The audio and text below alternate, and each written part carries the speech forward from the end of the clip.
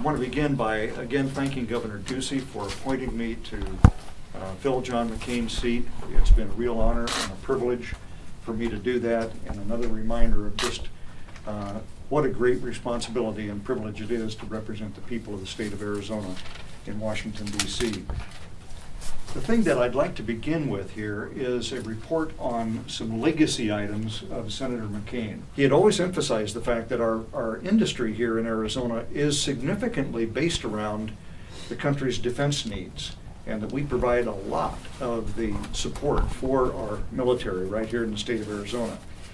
So he created created the synergy for a very close working relationship between the community support groups, the military installations, and the defense community. And I met with all three of those groups during the 4 months that I served in the Senate. I worked with the new chairman of the Senate Armed Services Committee, and obtained from him a commitment to have hearings and or briefings early next session, probably beginning in January. I think the first one's already been scheduled, with the Undersecretary of Defense for Technology and other experts to talk to the committee about the things that we need to be doing to utilize the technology which is available to us. And I believe that there is a strong commitment to follow through with Senator McCain's interest in this regard.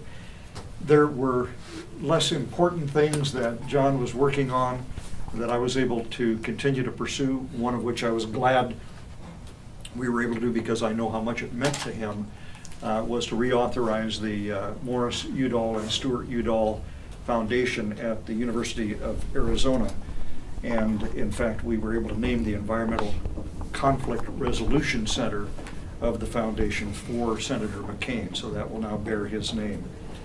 One other matter that he believed very strongly, and we weren't able to get over the finish line, but I think can happen early next year, is a bill which was Senate Bill 1403, entitled the 21st Century Conservation Service Corps Act.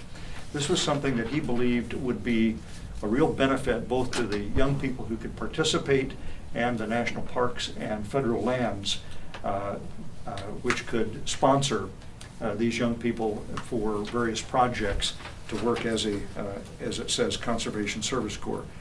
And hopefully that can be done early next year. Passed a very important opioids bill, which has some provisions which should enable our federal law enforcement agencies to do a better job of stopping the importation of opioids and providing assistance to try to deal with that crisis. We passed a Water Infrastructure Act, which is important because it provides some mechanisms for Arizona to get funding for some important projects here in the state of Arizona. It was a real honor for me to dig back into some of these issues and represent the people of the state of Arizona, and just a reminder to me of what a privilege that is. And I wish our two new senators all the best in their endeavor as they get sworn in tomorrow.